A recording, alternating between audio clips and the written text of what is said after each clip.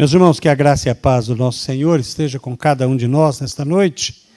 Nós vamos dar continuidade falando sobre a doutrina da salvação e hoje nós vamos falar sobre a eleição, aquilo que nos apresenta sobre o que Deus tem para nós. E dentro dessa doutrina, dentro da parte da doutrina da salvação, que é a eleição, nós temos duas posições que se divergem entre elas, que é a posição dos calvinistas e dos arminianos. E isso aqui é mexer num vespeiro, porque não é fácil a gente falar sobre isso e se colocar. Porque quando você lê Calvino, você fala assim, eu sou calvinista. Aí quando você lê Armínio, você fala, eu sou arminianista. Né? Porque a linha é muito tênue, né, entre uma coisa e outra, e é muito difícil da gente se posicionar. Mas como eu não sou nem calvinista e nem arminiano, eu sou batista. Então, eu vou ficar tranquilo para apresentar as posições calvinistas, arminianistas, e depois eu me coloco como os batistas, nós como batistas, a declaração doutrinária da Igreja Batista se coloca. Para isso, eu quero convidar você a abrir o texto da Palavra de Deus, que está em Romanos, capítulo 8, verso 28 ao verso 30, que diz assim a palavra do Senhor. Sabemos que todas as coisas cooperam para o bem daqueles que amam a Deus, daqueles que são chamados segundo o seu propósito.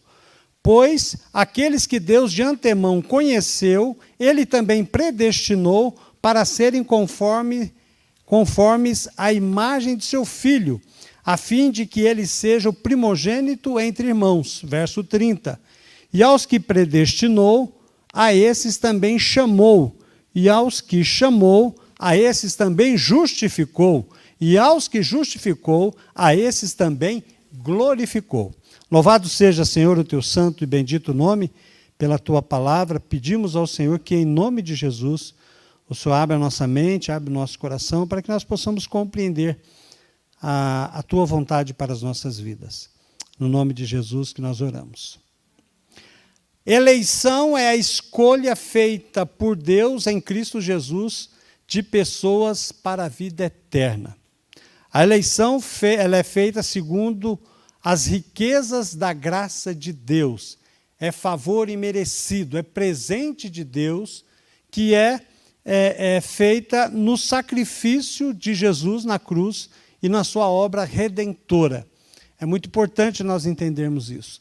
Jesus veio, viveu, morreu, foi sepultado, ressuscitou ao terceiro dia e cumpriu o propósito, a exigência da lei para que eu e você pudéssemos ser salvos. Nós já conversamos que a salvação ela é mérito de Deus, não vem de nós, não vem dos homens para que ninguém se glorie, não é por obras para que não haja mérito nosso. Então, todo o processo da salvação de Deus é mérito tão somente do nosso Senhor Jesus Cristo.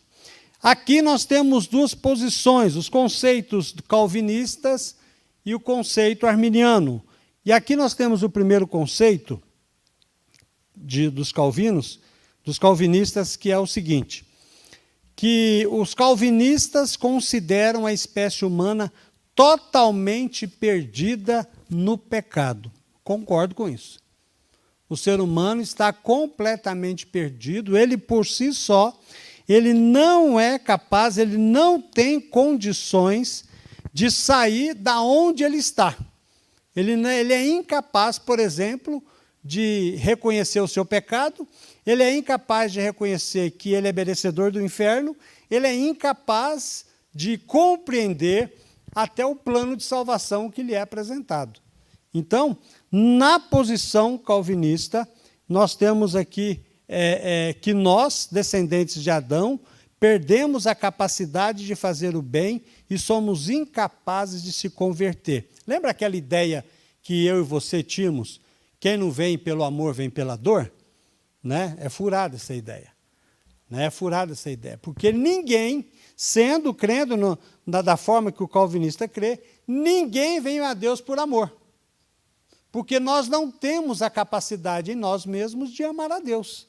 Até o amor que nós temos por Deus é Deus que nos concede. E isso o Batista também concorda. Né? A capacidade de amar a Deus é Deus que chega até nós. Por isso que Tiago vai falar, achegai-vos a Deus e Deus se achegará a vós. Porque Deus já fez a parte dele, que foi o quê? Morrer na cruz por nós.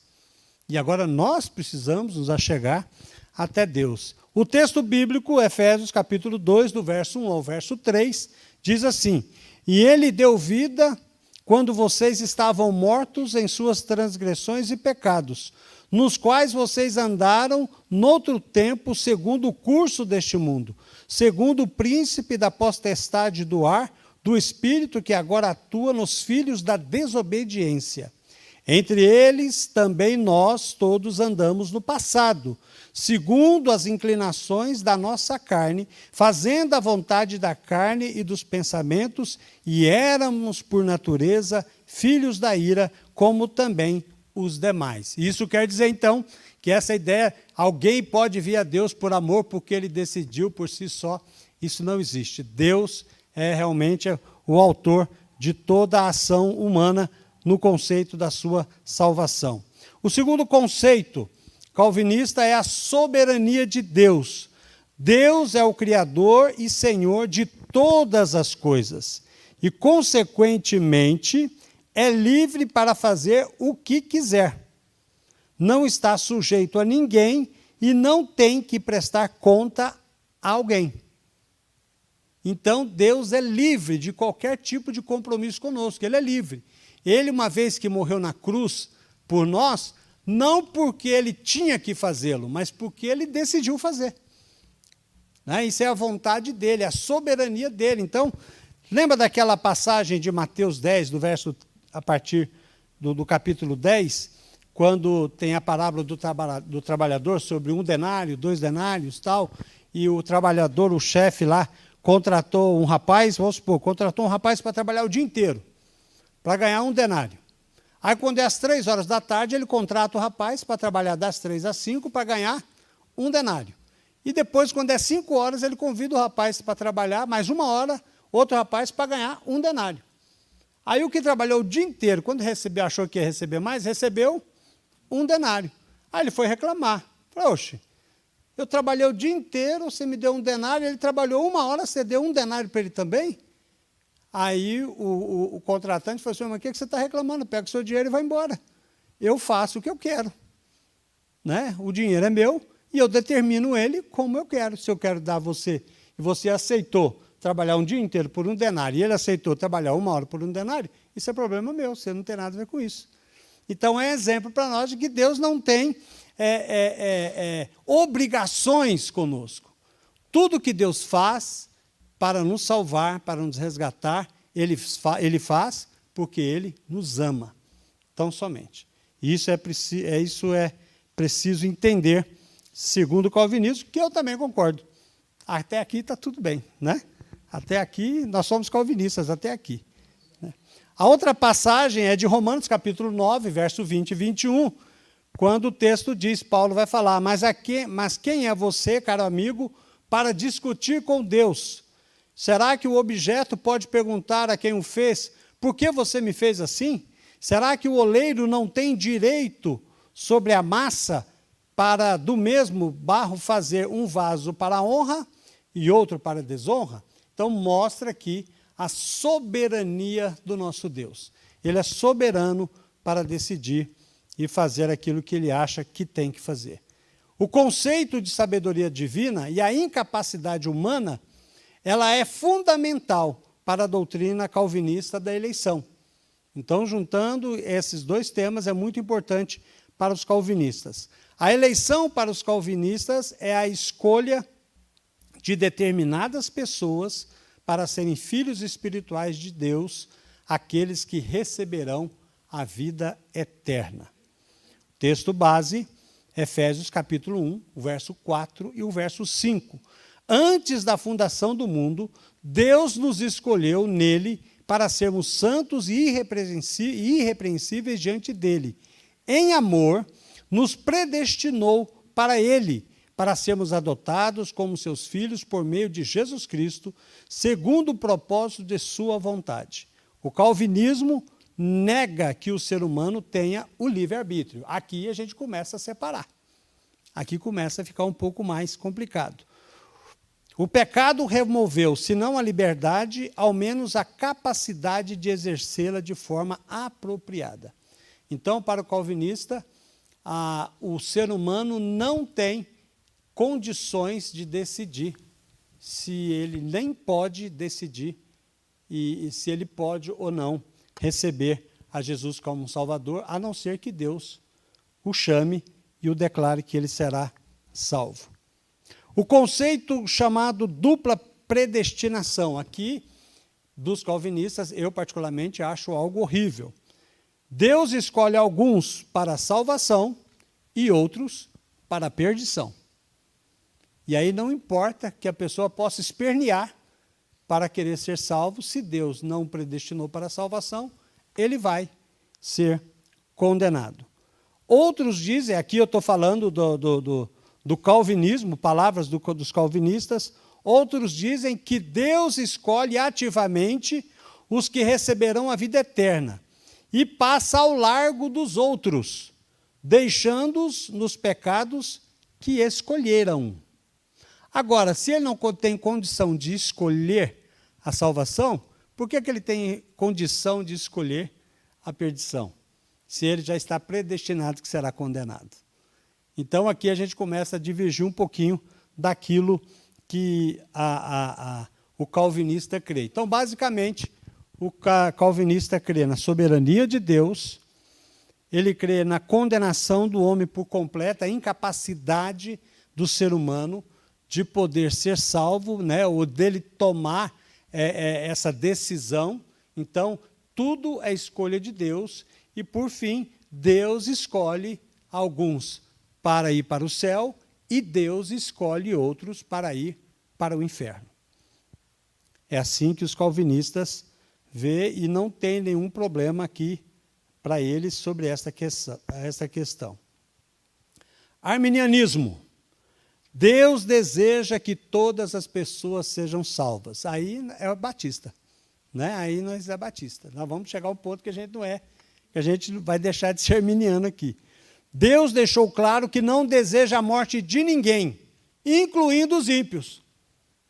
Deus tem desejos de que todas as pessoas sejam salvas. E o texto de Ezequiel, capítulo 33, verso 11, diz assim: diga-lhes, tão certo como eu vivo, diz o Senhor Deus, não tenho prazer na morte do ímpio, mas que o ímpio se converta do seu caminho e viva.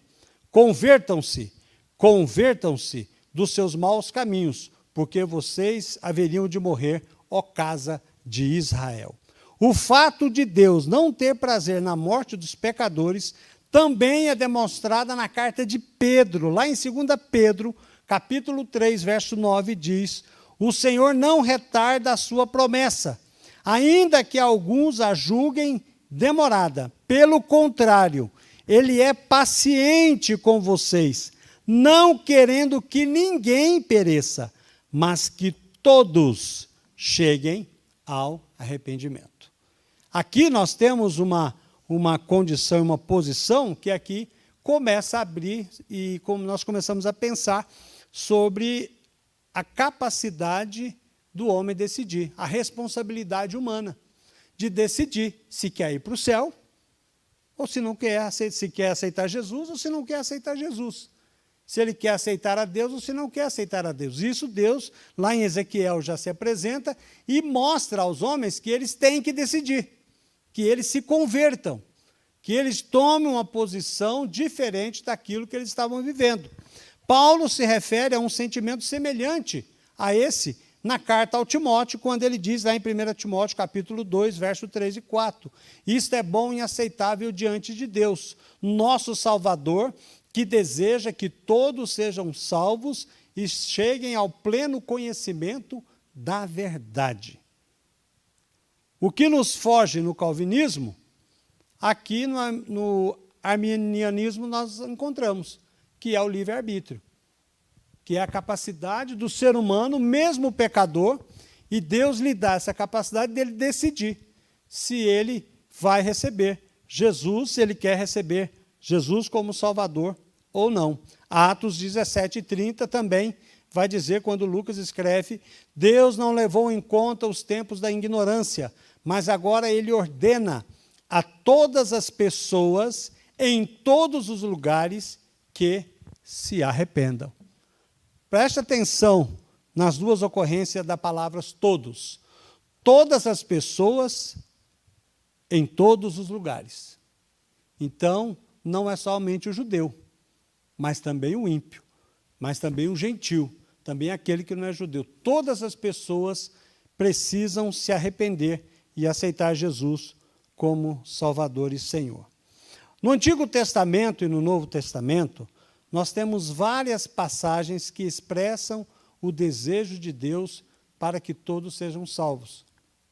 O próprio Jesus, Mateus 11:28, vai dizer: venham a mim todos vocês que estão cansados e sobrecarregados, e eu os aliviarei. Se Deus destinou alguns para a salvação e outros para a perdição, então, nesse texto, Deus não é sincero. Porque aqui ele está dizendo claramente, né, que as pessoas podem escolher um caminho. É o livre-arbítrio aqui. A pessoa pode decidir se ela quer seguir a Deus ou se ela não quer seguir a Deus. E isso, para mim, tira um peso no meu coração, porque pensar em um Deus que determinou você para ir para o céu e determinou o outro para ir para o inferno, pode acontecer? Pode acontecer. Talvez a interpretação minha esteja equivocada, mas dói muito meu coração em pensar que um Deus que morreu na cruz e que sofreu tanto vai dizer para mim: Wagner, tu tentou, mas eu não abri a porta para você. Eu tenho dessa dificuldade. Mas o texto mostra para nós exatamente o contrário. Vários textos, como nós temos também vários textos, irmãos, que dão base para o calvinismo também, para a posição de não estender a oportunidade de salvação para todos. Tem que ficar claro aqui uma coisa, que nós não estamos falando em universalismo. Nós não estamos dizendo que no final de tudo Deus vai passar a mão na cabeça de todo mundo e vai salvar todo mundo, como tem muita gente, muita teologia furada hoje em dia, que está caminhando, até gente do nosso meio, que está caminhando nesse sentido, né? Achando que Deus, no final, vai passar a mão na cabeça de todo mundo e vamos embora todo mundo para o céu, deixa só o diabo e os demônios lá sozinhos no inferno e está tudo certo. Não creio nisto, eu creio exatamente naquilo que a palavra nos atende.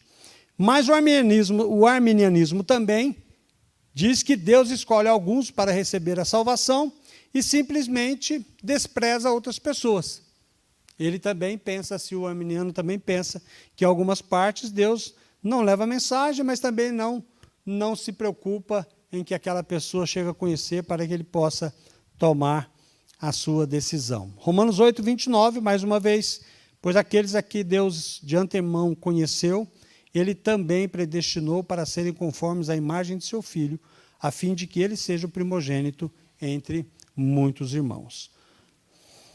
O que nós batistas cremos? E aqui eu quero ler com os irmãos parte da nossa declaração doutrinária da Convenção Batista Brasileira, o que ele fala exatamente sobre eleição. É fato comum entre os calvinistas e batistas que os seres humanos são incapazes, isso aqui é eu que escrevi, isso aqui não é da declaração. É fato comum entre os calvinistas e batistas que os seres humanos são incapazes de fazer qualquer coisa para sair ou se livrar da sua condição de pecador. Antes da criação do mundo, aí sim estou lendo a declaração, antes da criação do mundo, Deus, no exercício da sua soberania divina, e à luz da sua presciência de todas as coisas, elegeu, chamou, predestinou, justificou e glorificou aqueles que, no correr dos tempos, aceitariam livremente o presente da salvação. O que isso quer dizer? Que Deus, antes da fundação do mundo, e tendo presciência de tudo que acontece em toda a história, no decorrer da história, ele vai chegar em dado momento que ele vai olhar e vai dizer: o Fernando um dia vai nascer, um dia ele vai ouvir o Evangelho e ele vai receber o meu filho como Salvador e Senhor. Então, eu estou elegendo o Fernando para que ele seja o meu filho. Nós acreditamos nisso, que Deus, na sua presciência, sabendo quem vai o aceitar e quem vai rejeitar, ele toma essa decisão. Ok, se Esaú recusou a servir a Deus e a buscar o Senhor, e se ele me rejeitou, então também eu rejeito Esaú. Mas Deus rejeitou Esaú porque Esaú tinha rejeitado a Deus. Deus rejeita Saul porque Saul rejeitou a Deus. Deus rejeitou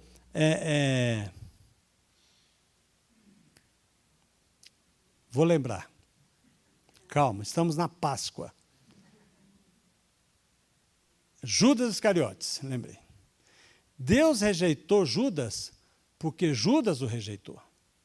E pelo fato de Deus rejeitar algumas pessoas, e tantas pessoas, é porque essas pessoas rejeitaram a Deus. Então, eu fico confortável com essa posição batista, que sobre a questão do livre-arbítrio e sobre a questão da eleição. E aqui ele vai continuar o texto de Romanos 8, 28. Sabemos que todas as coisas cooperam para o bem daqueles que amam a Deus, daqueles que são chamados segundo o seu propósito. Ainda baseada na soberania de Deus, essa eleição está em perfeita consonância com o livre-arbítrio dos homens. A questão aqui é que muitas vezes o calvinista acha que se o indivíduo ele tem a capacidade de decidir se ele quer ou não aceitar a salvação, então ele acha que é mérito do homem receber a salvação. É difícil entender isso. Imagina que eu sou um mendigo, estou sentado ali... Mendigo não. Situação de rua, como é que é, irmã Estela? Pessoa em situação de rua. Sentada aqui na calçada, morrendo de fome. Aí, a Kelly passa ali no restaurante, compra um marmitex para mim, e oferece um marmitex para mim, e fala assim: olha, para você matar a sua fome. Aí eu aceito a marmita que ela está me dando. Qual é o meu mérito em receber a marmitex? Nenhum. O mérito foi de quem? Foi da Kelly. O mérito é todo dela. Não tenho mérito em receber algo que alguém me deu. Então a briga aqui, na verdade, é essa. Muitas vezes é que, pelo ser humano não ter nenhuma condição de tomar essa decisão, então ele pode ser salvo, como ele pode ser rejeitado. Um texto muito interessante, eu estou terminando, de Deuteronômio, capítulo 30, do verso 15 ao verso 20, diz o seguinte, presta bem atenção nesse texto, que é muito interessante. Vejam, a partir do verso 15, acho que é Deuteronômio 30, do 15 ao 20. Vejam, palavras do Senhor. Hoje coloco diante de vocês vida e o bem, a morte e o mal. Se guardarem o mandamento que hoje lhes ordeno, que amem o Senhor, o seu Deus, andem nos seus caminhos e guardem os seus mandamentos, os seus estatutos, os seus juízos, então vocês viverão e se multiplicarão, e o Senhor, seu Deus, os abençoará na terra em que estão entrando para ela tomar posse. Mas, se o coração de vocês se desviar, não quiserem ouvir, mas forem seduzidos, se inclinarem diante de outros deuses e os servirem, então, hoje lhes declaro que certamente perecerão. Não permanecerão muito tempo na terra na qual, passando o Jordão, vocês vão entrar para dela tomar posse. Hoje tomo os céus e a terra por testemunhas contra vocês, que lhe propus a vida e a morte, a bênção e a maldição. Escolham, pois, a vida, para que vivam, vocês e seus descendentes, amando o Senhor seu Deus, dando ouvidos à sua voz e apegando-se a Ele, pois disso depende a vida e a longevidade de vocês. Escolham a vida para que habitem na terra que o Senhor, sob juramento, prometeu a dar aos pais de vocês, a Abraão, Isaque e Jacó. Olha que interessante esse texto. Lá no Antigo Testamento, para o povo de Israel, Deus propõe que eles escolham a vida. Olha, tem vida e bênção, morte e maldição. Aí Deus fala o que para eles? Escolha. O que vocês querem? Escolha. Podem escolher. Se vocês querem a vida, a bênção, ou a morte, a maldição. Vocês podem escolher o que vocês quiserem. Mas eu ainda dou um conselho para vocês. Escolham a vida. Deus ainda dá um conselho. Escolha a vida, não escolha o caminho de morte. Escolha o caminho da vida. Escolha me obedecer. Escolha me servir. E a mesma palavra que Deus dá para o povo de Israel é uma palavra que Deus dá para nós hoje. Por quê? Porque Deus disse a Abraão que faria de Abraão uma bênção para todas as famílias da terra. Que essas bênçãos, que essas promessas de vida que ele ofereceu ao povo de Israel, ele oferece a nós hoje, a todas as pessoas, para que as pessoas possam decidir se querem ou não se converter ao nosso Senhor. Romanos 10, verso 9, diz o seguinte: se com a boca você confessar Jesus como Senhor e em seu coração crer que Deus o ressuscitou dentre os mortos, você será salvo. E Romanos 10, verso 13 diz: porque todo aquele que invocar o nome do Senhor será salvo. Em todo momento, Deus nos chama a tomar uma decisão. Deus nos chama a responder se nós queremos ou se nós não queremos. Aqui nós temos a responsabilidade humana. Por isso que ninguém é inocente na presença de Deus. E todos nós temos a oportunidade de fazer a vontade do Senhor. Ou como diz o pastor Neto, disse um dia desse, que eu achei muito interessante, que ele disse o seguinte: pastor, eu não sei se eu sou predestinado, se eu sou eleito. E ele disse o seguinte: se você está preocupado com isso, então porque você é eleito. Tem alguém preocupado com isso aqui? Eu sou o primeiro a estar preocupado. Então, nós somos eleitos, irmãos, né? E devemos continuar vivendo a vida que o Senhor nos oferece, pregando o Evangelho e demonstrando às pessoas que cada pessoa é responsável por si e ela precisa tomar a decisão se ela quer ou não seguir os caminhos do Senhor. Amém? Amém. Que Deus nos abençoe. Vamos fechar os nossos olhos, vamos orar? Pai, em nome de Jesus, nós somos gratos a Ti, ó Deus, por tudo que o Senhor tem derramado sobre a nossa vida. Te agradecemos pelo amor, pela graça, pela misericórdia e pedimos ao Senhor que o Senhor nos abençoe, Pai. Fala ao nosso coração, dá clareza num tema tão difícil quanto esse, ó Deus, mas que nós possamos ter a segurança do Senhor e crer, ó Deus, que o Senhor oferece a oportunidade para que todos possam alcançar a salvação. Basta cada um tomar a sua própria decisão. Nós te louvamos, gratos no nome de Jesus. Amém.